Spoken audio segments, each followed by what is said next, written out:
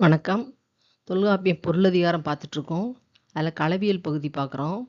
அதுலேயும் நம்ம 13வது பிரிவில் பார்ட் 2ன்னு சொல்லி பகுதி 2 பார்க்க போகிறோம். உட்பிரிவாக உள்ள 2வது பிரிவு.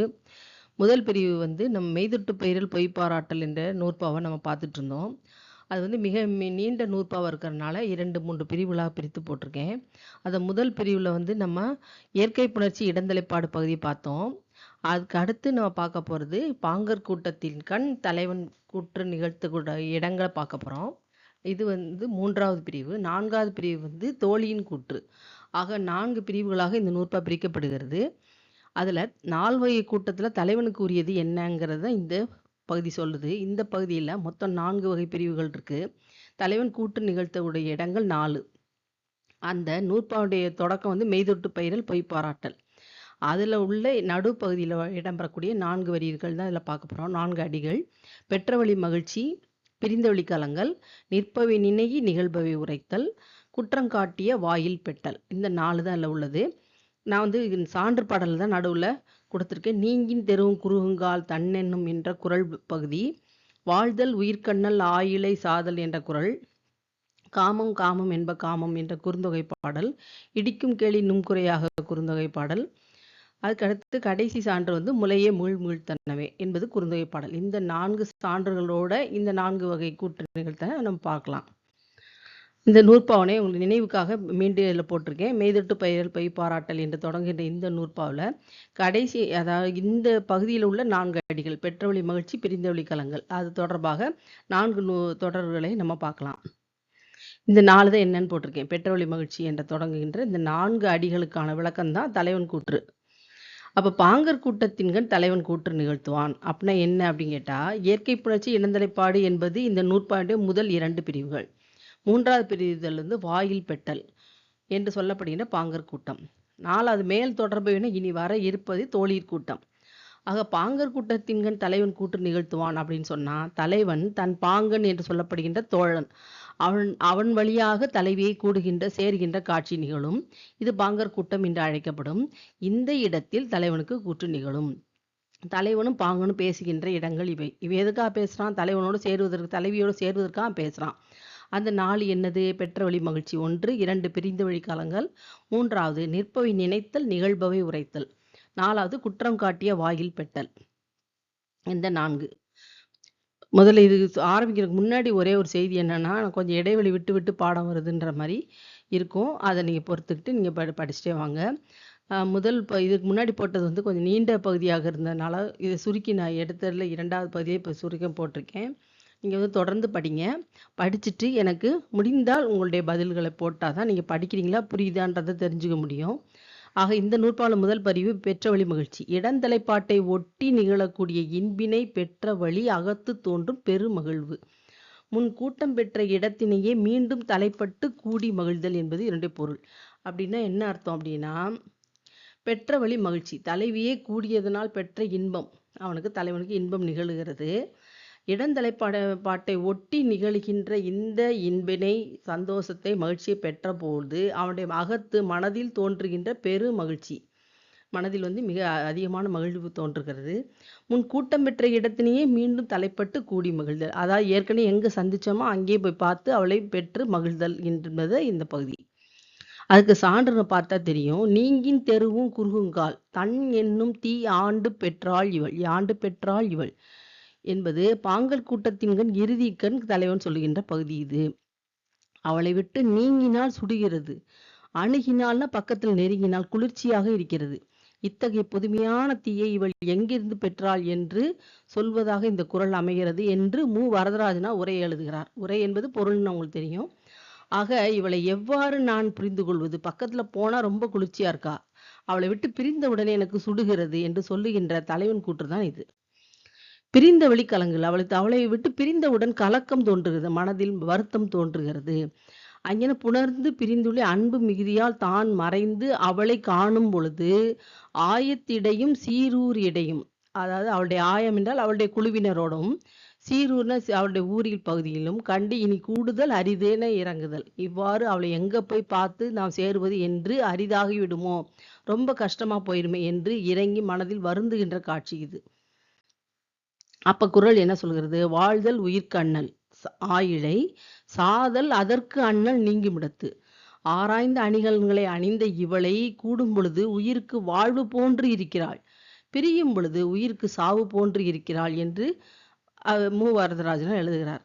ஆக இந்த பதவுரை என்பது பதம்னா சொல்லுக்கு பொருள் பார்த்தீங்கன்னா, வாழ்தல் என்பது வாழுகின்ற பொழுது, உயிர்க்கு நாம் என்னுடைய உயிருக்கு, அண்ணல் ஒத்திருப்பல், அண்ணல் என்பது அன்னை என்றால் போன்ற என்பது பொருள். இதை போன்று அப்படின்னு சொல்றோம்ல, அந்த போன்று ஒப்பானவள் அவளாக இருக்கிறாள். ஆய் என்றால் ஆராய்ந்து, இழைன்னா அணிகலன், சாதல்னா இறத்தல், அதற்கு என்றால் அதனுக்கு, இங்கு உயிர்க்கு என்பதை சுட்டுகிறது. நீங்கிவிடும், இடத்து என்றால் வேலை, அந்த பொழுதில் அது நிகழுகிறது. ஆக அவளை சந்தித்தால் உயிருக்கு வாழ்வு போன்றும், பிரியும் பொழுது சாவு போன்றும் இருக்கிறாள். அடுத்து 3வது பிரிவு நிற்பவை நினைய நிகழ்பவை உரைத்தல் என்று சொன்னால், காம நுகர்ச்சி ஒன்றனையும் நினையாது இவளாலே நமக்கு இல்லறம் இனிது நடக்கும் என்று உட்கோடலும், மனதிற்குள் நினைத்து கொள்ளுதலும். நிற்பவை என்றால் இல்லற வினை, இல்லற என்றால் குடும்பம் நடத்துவதற்கு இனிமையாக இருக்கும் என்று மனதில் நினைத்து கொள்ளுதல். நிற்பவை நினையி உரைப்பினும் நிகழ்பவை உரைப்பினும் என்று இந்த உரைத்தல் என்பதை 2ஓடு சேர்த்து கடைசியில் சொல்லியிருக்காருல, தொடர்ல கடைசியில் பார்த்தீங்கன்னா நிற்பவை நினை நிகழ்பவை உரைப்பினும் இருக்குல்ல, இந்த உரைப்பினும் என்பதை நிற்பவை நினைந்து உரைத்தல் என்று உரைத்தல் முன்னாடி போட்டுக்கணும். நிகழ்பவை உரைத்தல் என்பதற்கும் அது வரும். ஆக உரைப்பு என்ற வார்த்தையை 2க்கும் பொதுவாக போட்டுக்கணும். என நிற்பவை நினை உரைப்பினும் நிகழ்பவை உரைப்பினும் என உரைப்பின் என்பதனை முன்னும் கூட்டுக. ஆக முதல் பிரிவுலையும் சேர்த்துக்கணும், 2ஆலையும் சேர்த்துக்கணும். ஆக என்ன சொல்றாரு? நினைத்து சொல்லுதல், நிகழ்ந்ததை சொல்லுதல், அவ்வளவுதான் என்னுடைய பொருள்.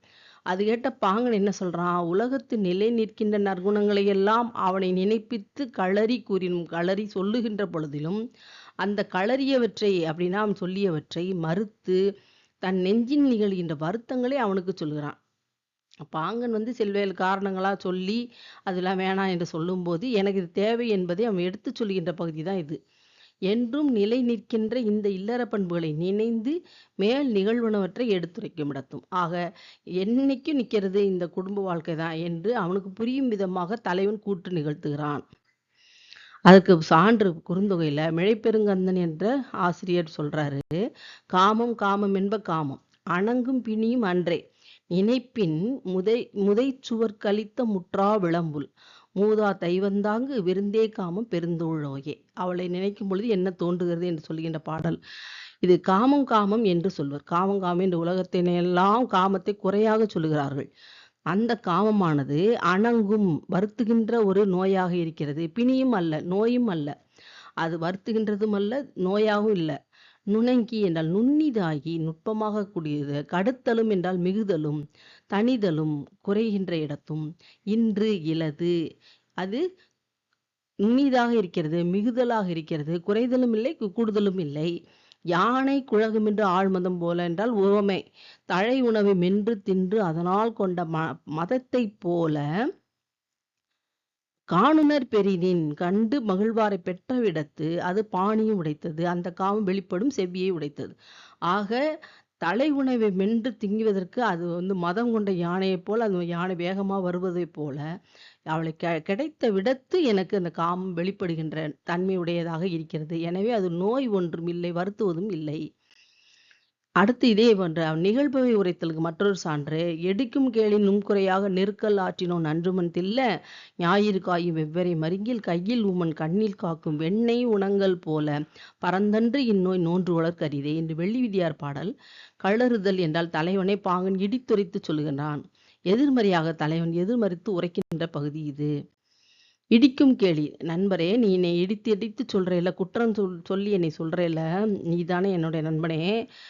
நுண்குறையாக நுணது காரியமாக நெருக்கல் ஆற்றின் என் காமையினின் நிறுத்தலை செய்தால், நீ உடனடியாக இந்த காம நோய் வருது என்று சொல்வதை செய்தால், நன்று மண் தெல்ல மிக நன்றுதான், எனக்கும் அது விருப்பமாகத்தான் இருக்கிறது.